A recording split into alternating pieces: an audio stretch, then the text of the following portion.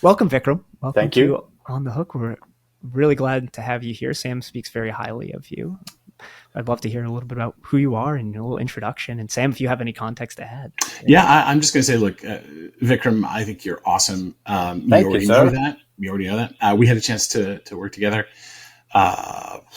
over 12 years ago. I think we started more than that. Wait, no, that's not fair. 15 years ago. 15 years ago. See, I'm getting old now. It's Seriously, and I've always loved our conversations. They range all over the place. I've watched your career go from great to just evolve into interesting areas, your passion for privacy in particular. And of course, our families are close friends as well. So thank you for coming on. And Thanks for having me. To dive into this. Yeah, so welcome aboard.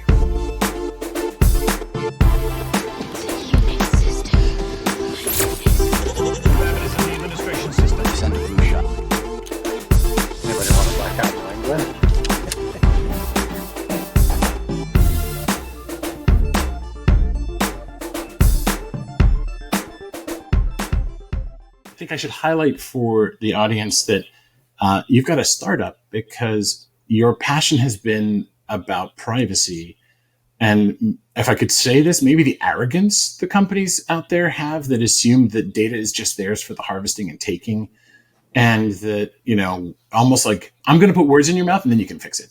So like that we are somehow just cattle and that, and far be it from us to understand what's going on. And you are particularly concerned about consumers, and you are concerned about people who are buying a service, no less, like an ISP, and who are subscribing to things and interacting with something like the internet, becoming effectively the product for others. Yes. And this is galling to you. And so your company's called Nandi, and your product's called Kavalan. And if I screw any of that up in pronunciation, please correct me. Sure. Is that fair? Will. That is fair. You did screw up the pronunciation. It's Kavalan. Kavalan. And the emphasis with almost like there's an invisible H after the first A. Ka, like K-A-H. Exactly. It means God in the Tamil language. So the emphasis is on what we call the anti-penultimate syllable, the third. Exactly. Yes. Exactly. Excellent. It means God? It means guard, as in like a guardian, a guardian, a guard. Oh, guard. Yeah. Shield and sword and stand. But it's also the name of whiskey, right? Like that's which I found out later, much to my happiness, actually, and it is now the official drink of our company. That's fantastic. That's excellent. Are you a whiskey guy? Yes, I am. And I think it should be one of the official drinks of our podcast. Not that we drink on the podcast. For the record, we don't. We just keep bringing up companies that we like and hoping someone will hear it and sponsor us. That's right. Hasn't worked yet, but a whiskey company, that'd be great. Sounds good. That will be fantastic. Yeah, that'll be fantastic. Yeah, yes, I will introduce myself formally. Like Sam mentioned, I've been in the cybersecurity industry for about 15 years, and primarily mentored through that journey by Sam. I mean, all along. I had no idea. I thought you'd been in it before. No, it was completely accidental. So I spent another decade of my career, a prior decade of my career in telecom. I knew that, but I thought cyber was part of it. Well, incidentally became part of it, right? So the accident that occurred was that, well, let me talk about the interesting parts of my career, right? So I started out in healthcare IT as my very first job out of college, but then wanted to get in on the whole dot-com boom back in 1998, managed to join a high-profile flying startup in what was called the CRM space back then. It was really hot. Customer relationship management. Yeah, and it combined telecom with CRM. And this startup I joined the startup, got a bunch of shares, and the company went IPO. We were the 30th largest IPO on NASDAQ. 365 days from that point on, the company went bankrupt, not because the economy tanked, but because the CEO was such a forward-thinking person that even before Enron and WorldCom happened, he decided to commit accounting fraud. Oh, the vision! It's the vision. It's just stunning. Brilliant. Like he knew what was going to happen in the world. Ahead of his time, really. Way ahead. And his friends with Schilling over there at Enron. And I guess some of them were at that golf party that he put up the books at. And the company went bankrupt 365 days later. after IPO, and all of us who were supposed to be retired by now got a bag of peanuts in exchange for us being bought over by a much bigger telecom company. So I spent a decade in telecom. And then at some point, I realized my career is making a natural progression. I better go get a business degree. But I really wanted to start something. So went to Cornell, finished my full-time MBA in 1 year flat, exactly 1 year, and graduated and started a company. And that company had an accident which led me into security, which is essentially we were trying to build a Siri for visually impaired and elderly people. And this was a Siri, SIRI, like a Siri. Oh, yeah, like Apple like an assistant. Yeah, a voice assistant. Thank you. For elderly people and visually impaired folks, even before Siri was its own company, right? And it was a technological, very tough problem to solve, and we were focused on that. But there's a security issue as well, which led me to, at a random networking meeting here in the Boston area, meet someone from RSA and say, hey, I don't want to solve this. If you guys solve this, the authentication problem, I'd love to work with you and build it as a joint business. So that's how the introduction to RSA happened. Unfortunately, the year was 2009, so we couldn't raise money. Oh, yeah. Global financial crisis, the GFC. Yep. So we ran it on my credit card as much as Citibank could permit. And then we decided it's time to shutter it. But the contact I had at RSA said, you had some great ideas about security. How about you join our team? And we try to think through some of this together, which is how I ended up at RSA and meeting you. And my very first assigned mentor was you. And I forgot that was an assignment. My goodness. Because I used to run around with like whiteboard markers in my pocket all the time. And, and if there was a whiteboard, did you have a pocket protector too, Sam? Okay. No. In fact, I was always a bit sloppy that way. But if there was an idea, I would like flesh it out wherever we were. Sam's office had this not this size board, but the one that has the full wall, but it is a triple sized full wall whiteboard. And many a day we've sat there like whiteboarding or section upon section of that. So those are some of my favorite memories. Because of that. Because I filed like 20 patents in a year on one occasion, and it was nuts. And it was just we actually got a factory going at RSA, and we involved a lot of people that weren't necessarily technical in the creation of ideas, and we put a committee in place to really follow the things we really intended to build, and that we thought were important. And by the way, in any patent strategy from a legal perspective, I'm not a lawyer, is you can use them for attack, you can use them for defense, you can use them for barter. And we would use them for defense, and we would use them for barter. In particular, we would use them for defense against patent trolls. And so this was super important. But that's a tangent. There was so much to create and to do, and it was fun. And Vikram, we would just have a blast. It was some of the ideas that we talked about back then, and it's even so relevant and actually only partially acted upon even today, like hardware root of trust, right? Very early, like how do we do that? When Intel first announced it, but how do you do it better? And how do you embed it in higher layers of the stack? Those kinds of conversations. And a few other kind of ideas around, around cloud security and how do we get this to happen within an ecosystem of players and that kind of stuff. Like I think even today, if we went back to that whiteboard, I don't think I had pictures of it. But if we went back to that whiteboard and regurgitated some of those concepts, like we can create 10 companies out of it. Oh yeah, actually, I went to a large insurance company who just had built a new boardroom in Connecticut. There's a lot of insurance companies in Connecticut. I just don't want to out them. They had put this like entire boardroom, this like amazing new whiteboard up. This was like 2006, I want to say, and they proudly handed me like a marker, and I started it and we did the whole thing. And at the end, they were like, "This is awesome. This is great. Like we're going to do all sorts of stuff here." And it was at that point they realized they had handed me a permanent marker, and it was like the new boardroom. And it was one of those things when it was expensive, and I was like, "Oh my god!" And like they were all like, when you're like, you're hurt, but it's funny. Yeah. And the CTO was there with me, and it was like CTO to CTO. And I was like, So I went out to the parking lot. And I called a buddy of mine, and he goes, "Wait, go back in. He goes, "Go get an erasable marker and trace over it."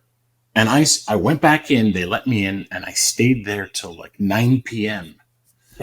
And I got most of it out because you could trace over it and then erase and trace. And, but it looked like a murder scene for a while. It was all like, because the red looked like it was all smearing. I'll save that for my shrink. Back to you, Vikram. But you should have taken a picture, and there's probably like 8 patent ideas in there as well. There probably was. Yeah, there probably was. It sounds like you guys created a lot of ideas that we ended up putting into security. We being the security industry, the royal. A lot of it wound up in there. What was the inverse? What was like a really harebrained idea that you guys came back to the next day and were like, what were we thinking? Like, it must be some comedy in there as well. Well, I know, first of all, that Vikram, you're still creating stuff, but I'll have to think for a bit about something that was harebrained that we never did.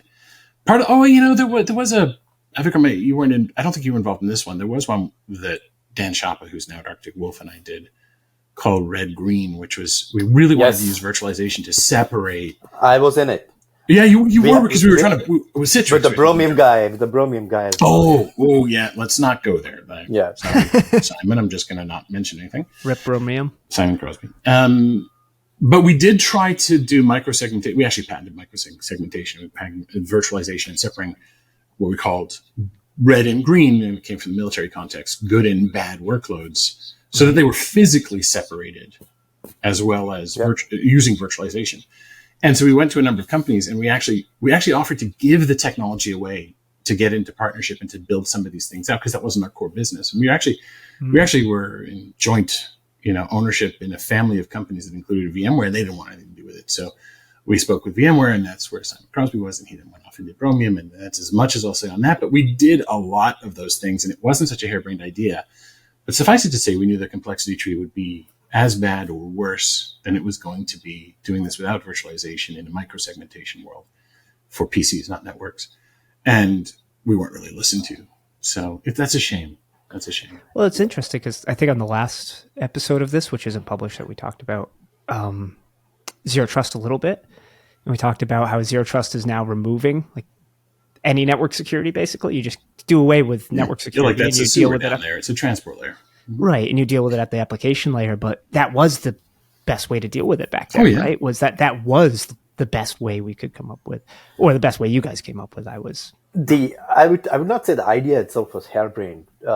What is harebrained was how we tried to make it happen. The timing of the idea, right? I mean, we were at that point was exactly the point where VMware and Citrix were really selling the concept of this thing called virtualization and desktops and VDI, etc. Right? So they themselves were on that inflection curve, and they were going to try and sell the heck out of it before the next thing that could attach to it. So I think if we went back and, like I said, regurgitate that same idea now, when virtualization and VDI is like well adopted, I think it might have longer legs than it did back then. But the thing is that the future is not written in stone, and things are not inevitable. There's something that Daniel Miesler, who was on our podcast previously, talked about, which is Moloch, right? This demon that it's these things that become inevitable to a society. Like you're on a march to nuclear war. How do you get off that march? You're on a march to global warming. How do you get off of that? And is it escapable? Or an AGI revolution? Is that escapable, right? There's a flip side to that, which is the notion of amistics. Came from a book by Neil Stephenson called Seven Eves, which is the applications you put technology to are very cultural specific. In your context, we would say, perhaps, Vikram, you don't have to be data pirates when you have the capability of having big data and high analytics and LLMs and so on. You don't have to do that. But how do you instead, what would you do with the technology that is beneficial to society and lives and improving the human condition, for instance? Yep. And so this is a big deal, right? How do you channel this in the right direction? And that is, I haven't seen the movie Oppenheimer yet. I really want to, but I think of that, and I'm like, maybe one of you has seen it. No spoilers for people, but my suspicion is that the promise of nuclear technology was both terribly dark and very positive, and there's many, many applications that we haven't considered the paths of. The expanding scientific view of things is what else can you explore with it, right? As opposed to the Moloch, like my son's 7 years old, he rides a bike, right? And there's a tree, and I say, don't hit the tree, and then bang, he hits the tree because he's staring at it, right? The excitement can blind you to the negative effects of something. I think So we get to inventions, right? And it's funny. I think it's worse to be early than it is to be late. I agree. Oh yeah, from a business perspective. Well, because the first pioneers make the industry at great expense. And I remember, so we had a product called GoID. Do you remember that, Vikram? Back at RSA, it was the consumer token business. Oh yes, and we bled money. Like, and my CFO was like, another $1 million gone this quarter, another $1 million gone, another $1 million gone, and we made a ton of money in B2B and B2B2C and so on. But we did not make money in the consumer business. And we lost money. And I said, hey, in 3 years, we're going to wish we had this business. He goes, I'm not willing to lose money for that period of time. And we sold the business. It became Semantics consumer business. And it did really well. In 3 years, almost a day later, we were like, gee, if only we had a consumer token business. I used to joke I was the CTO of the world's largest keychain manufacturer. But being too early was a problem. We also at CA, we had a product called eTrust 2020. Which gives me shivers. It was trying to bring physical and digital together with a simulator and a 6 degrees of freedom mouse. This is 2003. It was impossible from a tech perspective to really make it happen then. But guess what people are talking about? So Vikram, you're still inventing stuff though. I don't know if I'm inventing stuff or inventing stuff around the awareness of the stuff. I'm a customer of your stuff. Yes, I see improvements coming out. That's not nothing. I agree, right? I think what you highlighted just now is the consumer problem, right? It's not the technology, but it's the awareness of it. Like, it's not, I'll tell you this. There's not a plane ride that I've had in the last 10 years where I've sat next to somebody and they ask me, what do you do? And I say, I work in cybersecurity. And they start immediately talking about their phone listening to them or something else, right? It's almost like a need, and every single. And they take it for granted. And they take it for granted, right? But so the awareness is there. Right? They see the problem. They don't understand the repercussions. Right? And bridging that gap is, I think, I need to come up with more invention around that rather than the technology that solves for it. It's not immediate. It's not tangible. It's like if you never felt it or valued it and then you're told it's gone. Right? If someone tells you your immortal soul has perished, you're like, what was it worth? Well, it's the argument when someone says, I don't care the FBI or the CIA or the NSA has access to my data, and you say, so you don't mind if we take the door off your bathroom? They go, well, that's different. Like, how is it? How is it different? Like, you just haven't thought about it. You don't. And do you care about the next administration, what they may do with the data, or the one after, or the one after, or the one after? Like, you're cool when you're a retiree if someone backs up and says, well, this implies this about your great-grandchildren. You're cool with that? Like, I don't have an easy pass. Maybe that. They can't even conceive of an easy pass yet. I don't have an easy pass because when it first came out, this was 10 years ago now. I said, why would I give the government an ability to see a record of everywhere I travel and when I travel and the timestamps and how fast all of this data is extremely mineable from a patterns of behavior standpoint. So every day we see this is a deviation, which can very much be used for a negative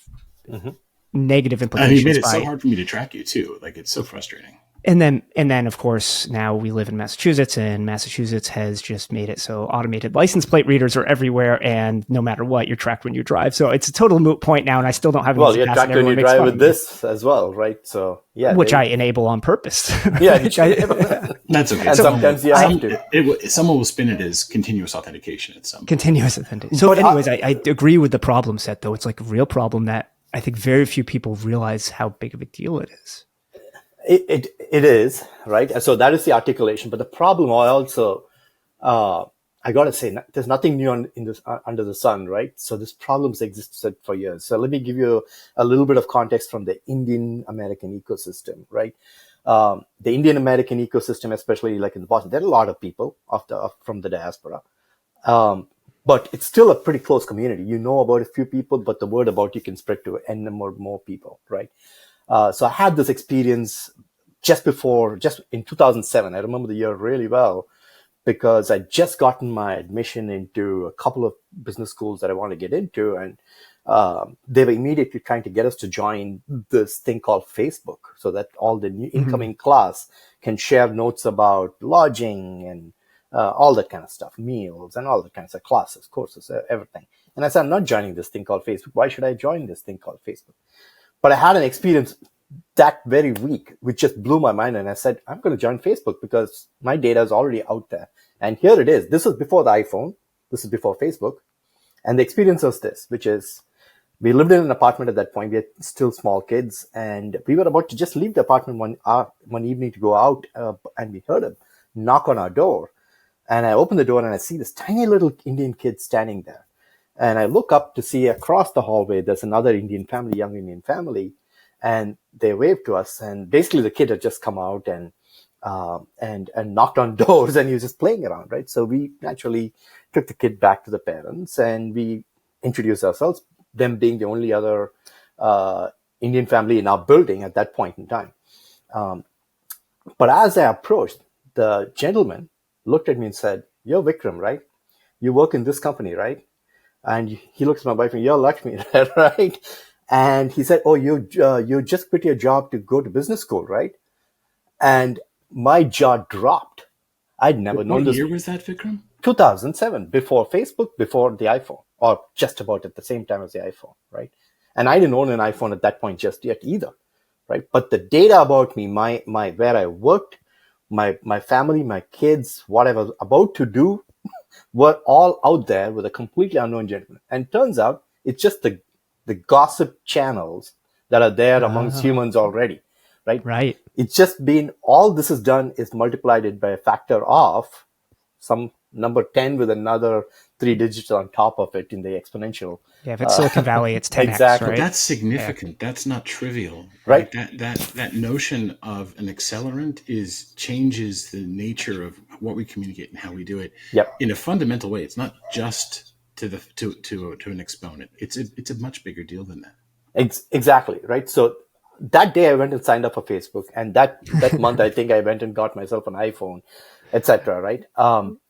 But like I said, the problem has always been there. That discomfort that I felt at that moment, talking to that gentleman, that family who knew I've never seen them in my life, right?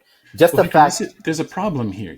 In a sense, you had to subscribe to it in order to be part of your community. Correct. And opting out of it, even then, would have had a detrimental effect. It will become more so over time. Well, I would argue I didn't even subscribe to this, right? I didn't subscribe to this information getting out in the community, right? I didn't subscribe and I couldn't opt out, which is the exact same scenario that you have right now with a bunch of data brokers as well, right? So like I said, the privacy problem, the discomfort, the lack of awareness, and the mechanisms, none of it is new. It's just 10x. Or not 10x, and million-x. Back then, you didn't have advertisers recording in the hallway that conversation and building a graph from it. Right? Exactly. There's that too. And those advertisers being or maybe not as obviously so. Maybe the government did. I don't know. And maybe not companies who are not American or from countries that don't have American interests as their highest priority. So there's also that problem. It spawns 2 questions for me that I'd love your opinion on.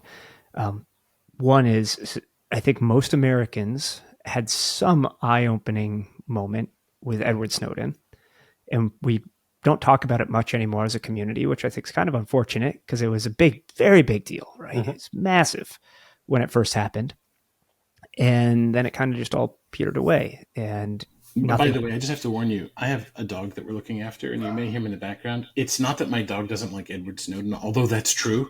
I just want to make sure that you're aware if you hear it. I apologize to our listeners. I'm going to try and minimize it. Speaking of not liking Edward Snowden, it was so controversial at the time, too, that when I was sitting at Hackers on Planet Earth in between 2 guys, and Edward Snowden was speaking remotely from Russia, because he had just gotten to Russia, and they got him on webcam to speak. And it was so controversial that he released this information about privacy that the guy on my right supported what he did, and the guy on my left hated him for what he did because he put people at risk, in quotes. And they were like in a fight on top of my lap over like what? It was so controversial. But nothing's changed in my opinion. Like we went through this, all it did was make all right, this is pure conjecture and opinion. It made the government better at hiding what they do. Mm-hmm. And then after that, what I think really happened was tech companies went, hey, we could do that too. Yep. And this gets me to the actual question of one of 2. Data brokers are the sort of the people that did this. So now we're at this point where we are right now of, I think some things changed. Like HTTPS became serious because of Edward Snowden. There's some things that did change, but there's a bunch of things that didn't. What do you think currently is the ecosystem? Do people just forget about Edward Snowden and now they just let their data be collected? And second, when you think about that in general and where we're trying to go from a privacy law perspective, the Democratic Party right now is saying we want a US privacy law. They're saying this publicly, but they're not acting very diligently to get this done and get people aligned. So do you think there are changes coming that will regulate data brokers? And do you think that there's a big social disconnect right now, even though we had the Edward Snowden moment? Sam, you want to go first or you want me go Yeah, first? no, I'm happy to. So I think, first of all, absent more pressure than that on the system, it's not going to be significant change. Change is hard. And I think if you want to know what's likely to happen, project into the future what's currently happening. And so I think activism, by which I mean, by the way, people protesting, I mean peaceful within the system activism, but loud. You don't mean hacktivism. I do not mean hacktivism, and I don't mean violence in any way, shape, or form, or extremism. I mean people finding their voice. And this is very difficult in a world where values are being manipulated by the very systems that we're talking about. And so the 2024 elections are going to be remarkable because for the first time, LLMs are going to be in play in a significant way. And this extends, by the way, to these issues as well. And so things like Schrems, we're probably going to see a Schrems 3, by the way. I'm saying it here because there's a new privacy shield or whatever you want to call it. And EU-US Privacy third Act version, right? Yeah. And so thank you, Schrems. We'll probably have a third version. And I think we need to be informed about these things in spite of the sources we've come to rely on for other sources of information. Yep. So it's not going to change unless there's more pressure on the system to force a change, unless those we elect actually feel that pressure. Now, when it comes to privacy protection, I'm of the opinion that you can't opt out of some of these things. And a lot of this can be inferred, but I think part of what we've got to do is come up with better rules about oversight and about getting things like medical review boards. We don't have data review boards and application review boards. And I can hear people in Silicon Valley going, oh my God, that's going to kill innovation. And think about it, I'm huge on innovation. Like you can still innovate, but ethics has to come into the picture. And by which I mean, not just some artsy fartsy, what do you feel is real? Like, let's get specific about what ethical frameworks we mean. Right. And let's talk about it. And let's get the religious ethical frameworks in. Let's get the deontological ones.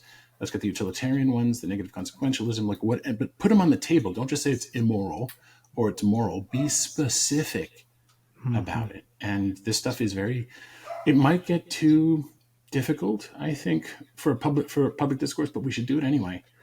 I don't know if that helps to address it. So your question was like, is this going to happen? And I don't think it will happen on its own. Did I miss any aspect of it though, Jacob?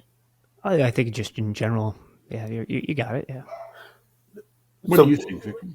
Let me add. So first of all, technology outpaces legislation. State the obvious, right? But we need a national privacy law just to not allow the bottom to fall off, right? Right. And but also being a big fan or advocate of the Fourth Amendment, free speech, all of that as well. I think the solution lies in giving the power and the control to the consumer. You make your own choices. Sam, your concept of privacy, even though we agreed on pretty much everything right now, and my concept of privacy is simply could be very, very different. You are okay allowing certain things. I'm okay allowing certain things, right? So I think that can only be achieved by allowing people to take control by themselves. Let them control what they want in their house in terms of apps, devices, data, exposure, everything, right? So, but then what we really need to be able to, which is where I think the LLMs and this kind of things start to come in as influencers or negative influencers, is for somebody to make a choice, they have to be able to make an informed choice. They need to be able to they need to be informed and informed accurately, right? So how do you enable it? I think is the real problem to focus on. Now, that being said, am I a big advocate in following all the various privacy laws that we have, and do we have some good ideas, etc., in there, and maybe we can just copy Europe and bring in some of those concepts in there? I'm going to push for all of that and be a vocal advocate of that, but that's just the baseline. I don't know. I agree. I don't know, Vikram, if you ever saw it. I did a paper a few years ago now, on whether or not we had a fundamental right to privacy, or whether or not we should create one, because there may be no fundamental rights until you actually, from a legal perspective, start to write this. I did a paper with a lawyer on privacy might involve property rights. And I think it's in Bloomberg Law Review if you go look at it. So is there precedent for us to be able to use that? And so at what point, do you have a right? Do people have a right to just think of property? If somebody wants to blast through your property and build something, the government can through eminent domain, but there's rules about how they do it. Private companies cannot, and yet they're marching all over our data. So I think of security, by the way, in the most simplistic terms, especially when I'm like talking to non-security people or cyber people, I say it's about the cost to break given control and how that changes over time, given focus and changes in technology and things like that. And people can sort of understand that. What would it take a dedicated bad guy or gal to break it? But I think of privacy as the cost to obtain data about you. And in particular, various classes of data and how that changes. And if somebody erodes it or forts it up, are they helping to fort up your privacy or to erode it? Jacob, I think I spoke over you. I apologize. I think I jumped in too early. So adding on to that, which is a little bit of a thought experiment here that I'd love to hear you both weigh in on. How we solve that in the physical domain is a lot more social, as well as how we do legal enforcement. So if you think about your house, your average house, let's just call it the house privacy in this case, you don't put bulletproof glass in your house. You barely even think about what level of locks you put in your house. But as a society, we've come to the conclusion that it's wrong to just walk into someone's house. We knock first. We ask permission first. And then there's a few bad actors that go and violate those social norms. And we use law enforcement. Here. That's not true everywhere. Yeah, right. It's a US US bars and windows and bulletproof glass, right? There's places where that is the case, right? But we're talking about U.S. law right now. So let's scope this to U.S. law. No, I think it's important. There's U.S. law, but there's also U.S. culture and how it changes over time because the violence in the society has changed as well. Yep. So maybe Vikram, if you want to start with, how do you view, especially your work, like having a privacy company, thinking about privacy and trying to build controls around this? How do you view the parallels of how we solved it in the physical world, which I guess we haven't really solved it, because to Sam's point, there's parts of the country where you leave your car unlocked and you don't leave anything in it because someone will just smash it. Yeah. Right.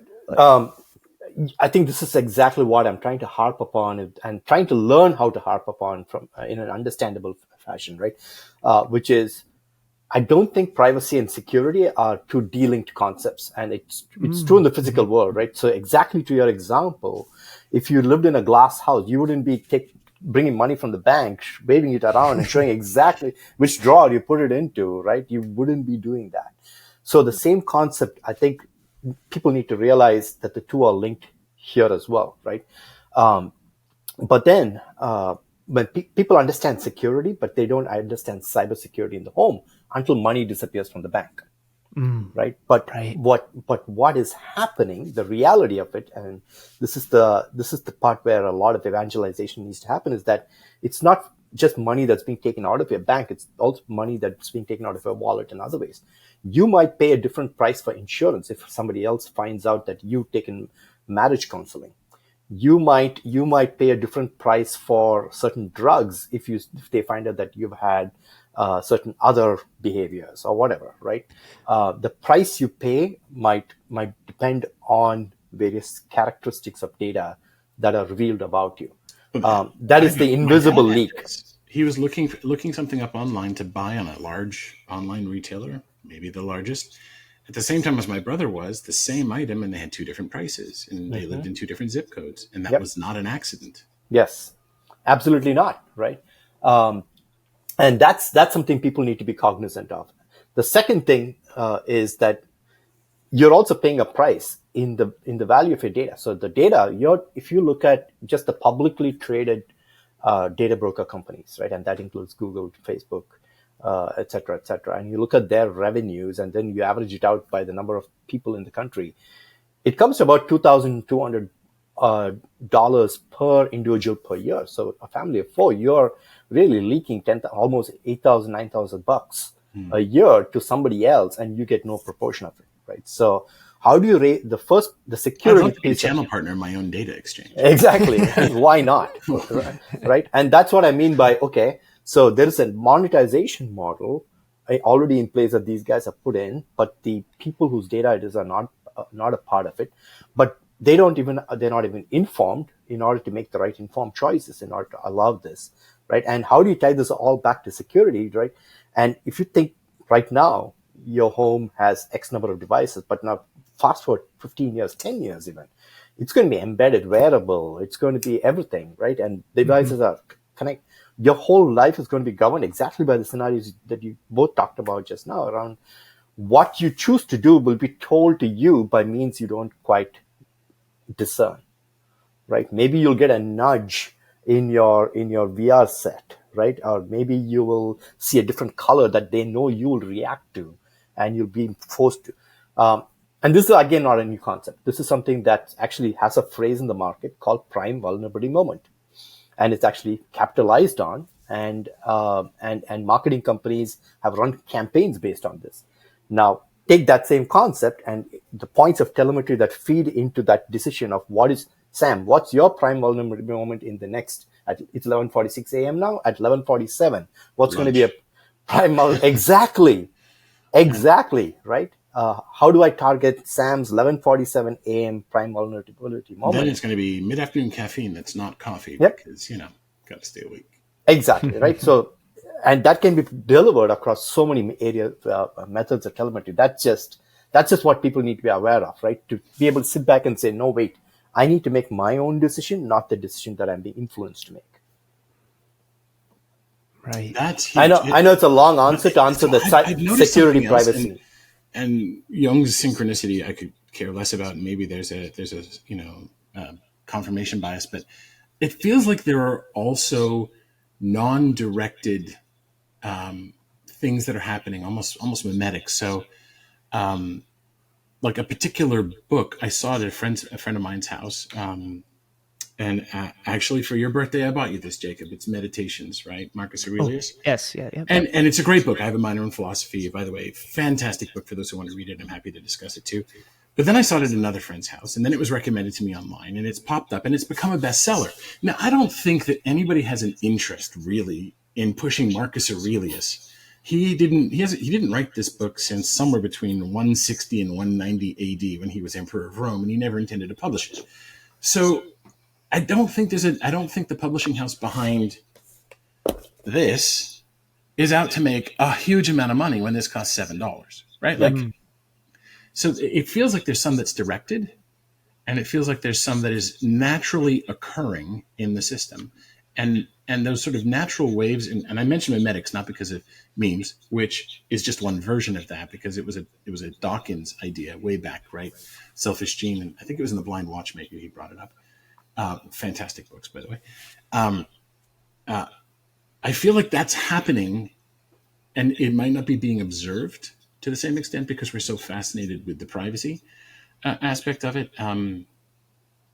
And it could be observed from those data collection platforms. Exactly, right? And you guys had a guest, I'm going to say the Turkish version of his name, which is Amit Serpesh.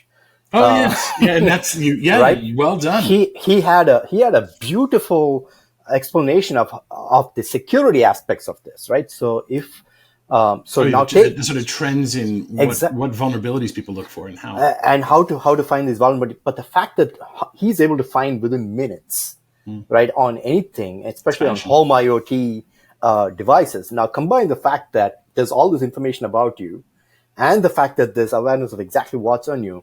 It is not very hard to tie the privacy and the security pieces together in this discussion at all, right? And now if you rewind 20 years forward, or not rewind, fast forward 20 years, you're just going to see the repercussions of exactly how that can affect how you work, what you buy, what you do, everything, right? So that's the gap. I think we as cybersecurity people need to start getting better at speaking. And I actually started ranting about this on my platforms in the last couple of weeks. You have a newsletter. It's actually pretty good. Yeah. Oh, thank you. And it's really about, I need to stop talking to other cybersecurity and privacy people. I need to start talking to everybody else. And how do I get better at doing that? Yes. Yes. And by the way, Jacob, we have got to put links to Nandi, but also to the newsletter, and as well as all the books we've alluded to. Yeah, like check the Watchmaker and check the description. That's what I was looking over my shoulder for. There's a book, I can't remember the title, though it goes just into what you were saying, Vikram, and it plays this concept of in the future you have basically augmented eyes, virtual reality, but it's augmented reality, and it displays ads that are targeted to you pretty much everywhere you go. And it's very Brazil was the movie, right? Yes, there you go. That's a perfect reference. The people that decide on like sort of what gets displayed to people, they're not called data brokers in this case.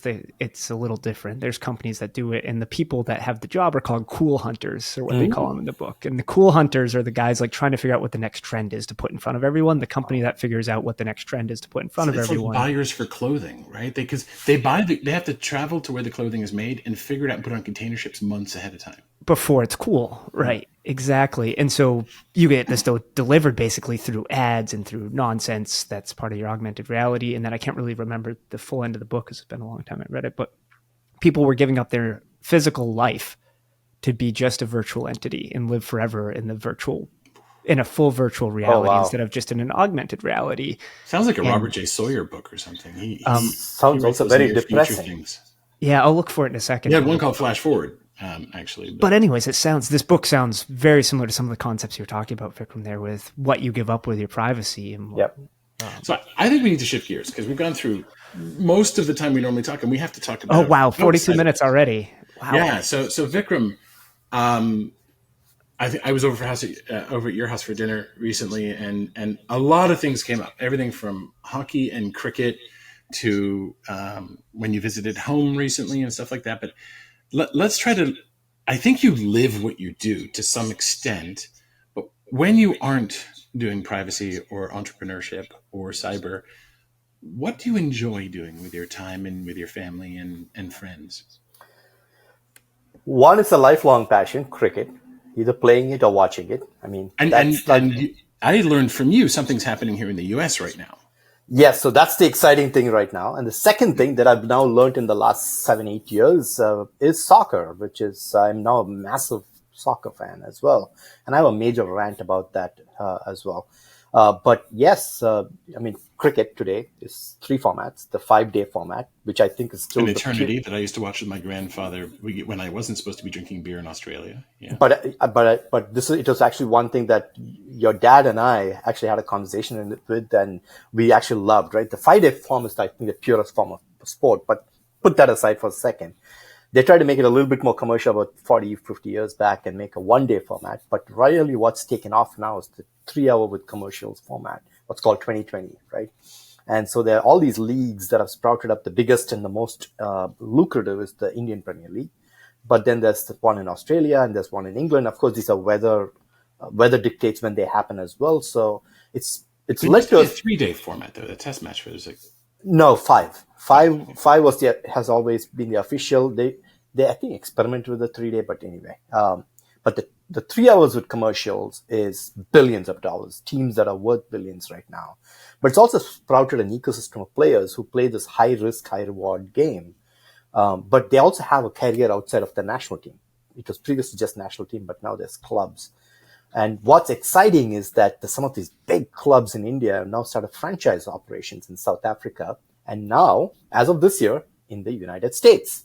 And they had their inaugural tournament. Yeah, and they brought a lot of the big players. And they play out of season with the other 2 markets. So they're always playing now, right? Yeah, so think about this from a player's perspective, right? So there are all these players who can't make it to the national team, but they can now play in these leagues. They can travel from league to league to league, make $200K here, maybe $1 million there, 2, 3, 4 weeks, 6 weeks leagues. But then you're in multiple countries in different times of the year. But then the franchises have realized, well, I can keep this guy and I can have a sub franchise in the US, a sub franchise in South Africa, and the same player can keep moving there, and we have different team compositions for each of these leagues, and it becomes exciting. You address new audiences, new revenues, etc. So have they got local, almost like, see, in baseball and in North American sports, you have farm teams, right? Lower leagues, or does this affect their standings? Like if you're a player that's in 3 leagues, does it affect your official record, or is it just, hey, the Indian Premier League is that and that's special. The other two are not quite the same. It's like playing in the Cape Cod leagues in baseball. Is it like that? Yes and no. I mean, there are like right now there are lots of everybody's fighting for money, right? The cricket councils are fighting for money. The national the clubs are fighting for money. The national organization is fighting for. So they put contracts on players, say you can play here, but you cannot play in Pakistan, right? Or you cannot play in Sri Lanka. But now they're starting to realize the market's much bigger, and now it's also not just men; it's also women.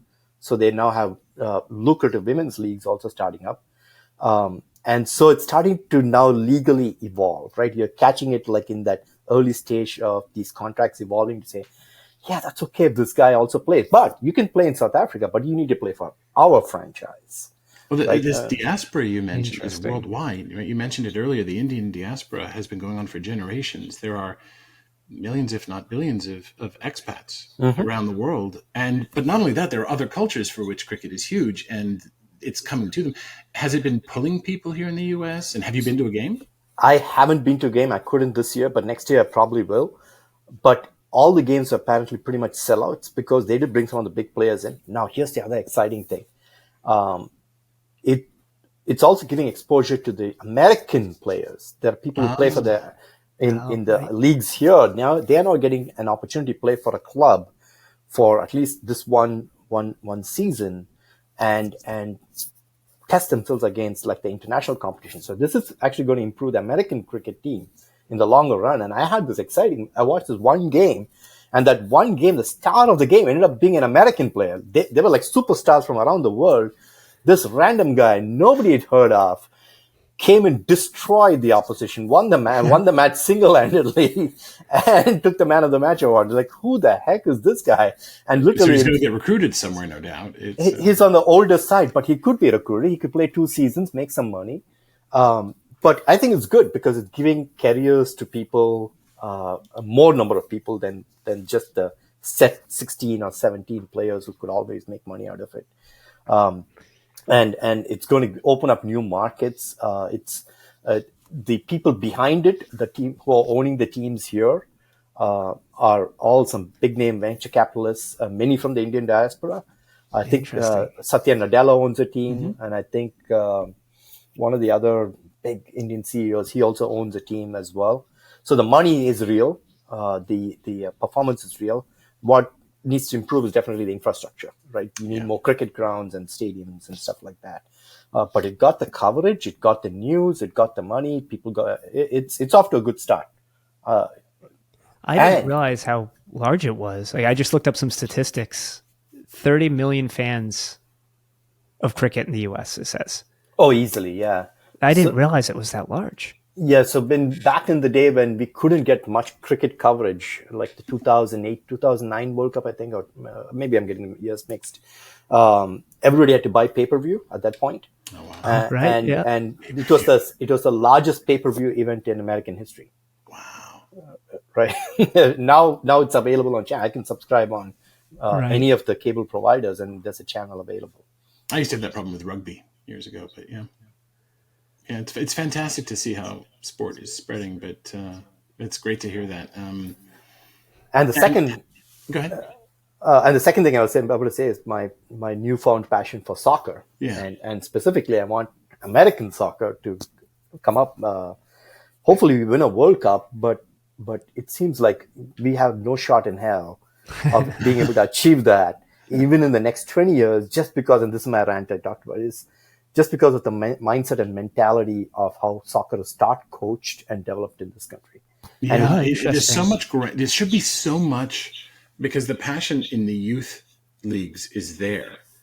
And then, actually, my wife has a friend whose husband played for the Revolution, and he now plays over in England. And some talent does go overseas, but it rarely stays here, and the mechanism seems to be broken somewhere. And I'm not an expert in this, but Vikram, you clearly have put a lot of thought into it now.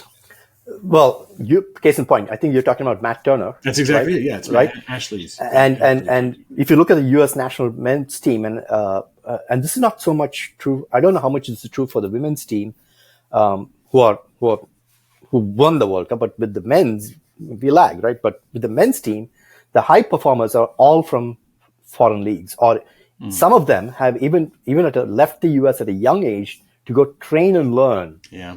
And they are the ones dominating and the best performers on the team. The local grown talent is secondary. They just make up the numbers. I have another friend who, Matt McKenna, he's a security scorecard. He's in cyber and he moved to Finland, but he played in the Bundesliga. Exact same thing. He's an American. Yeah. It's not uncommon.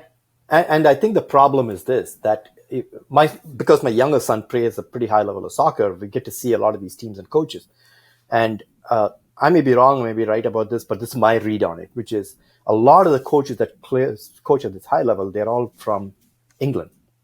And these are all 50-year-old guys from England. Their system of soccer was, let's put a really big bunch, get a bunch of really big size guys. Doesn't matter if they can kick a ball, pass a ball, or trap a ball. Let them duke it out for the ball, win it, and somehow it'll get in the back of the net, right? That philosophy of soccer is what they were brought up on, and that's what they continue to coach here. And soccer's changed, right? You look at Barcelona, you look at Manchester City, they're winning with like tiny kids. And Messi, prime example right now in the US, in a league that values physicality, he's neither physical, not fast anymore, not tall. And he's scoring at will, right? Yeah. So what's broken? The system is broken and there's still no recognition of that. And that, I think, the problem. And it's something that's going to hurt us for a while. Interesting. I played growing up, but I haven't followed it. And it's really interesting to hear the perspective of someone who's actually really deeply involved in it. Do you play pickup leagues or anything? Or are you I was very athletic. I played 3 sports in high school, 2 sports in college, and 1 semi-pro, but never played soccer in my life. Really? Never played soccer. Where are you based out of? Out of here, Boston area. Oh, you're Boston area too? I know there's a pickup league that my friend plays in. I haven't played since high school. Maybe you and I should go and play a pickup game. I would love to. Noobs together. My son would like me to go do something like that just so that I can at least practice with them. It's just the game he picked up, and so we picked it up. But I think I'm now a fan, not a player. Yeah, I think, but you should do it anyway. It's for fun. But a friend of mine, Rob Peacock, used to play in the UK, and he's in cyber here in Boston. There are pickup games. I could ask him quite easily. There's one down the street. It happens every Saturday and Sunday. There's an over 40s, over 50s league. Yeah, but I think you find almost anybody here in the United States and in Canada too. You say, "Hey, soccer." Oh yeah, I played it as a kid, just like you said. Right? I played in leagues, and I did too. In Canada, though, it was like, yeah, you play soccer. Right, but you live hockey. Mm-hmm. Like that's the other one I enjoy. Those are the 2 sports I actually like, is hockey and soccer. Yeah. Mm-hmm. Yeah. One day I'll probably get around. But for now, it's just in the backyard over here with my son, and he tries to coach me, and then he pulls his hair out and walks away. And then he beats you. Oh, he'll beat me easily. Even if I train myself to be good at it, he'll still beat me. That's okay. Take a bat, some wickets, go out and show him what's what. That's what I do. 2 things I can still beat him at. One is definitely at cricket. Second one is badminton. My 2 sports that I played at college. Yeah. And I think if I train myself a little bit more on a flat out 50-yard dash, I can still probably pip him. Oh, that's going to change. Oh no. Yeah, I think I have it still. We're going to have to get you some augmentation. I've seen your son. He's headed to blow you away. I know. Yes. Yes, I agree. Yeah. And my son, I think, can blow me away pretty soon. He's 7, but as they should. They should be. Yeah. Yeah. So I think we're at the end of our time, but it's been fantastic having you on, Vikram. And thank you, gentlemen. Really appreciate some of your insights. And there's so much more privacy stuff I'd love to talk about too. In fact, we should probably have you back for that alone at some point. Maybe we do a privacy special. That would be fantastic, especially with the new privacy laws. Space, but maybe a more structured one.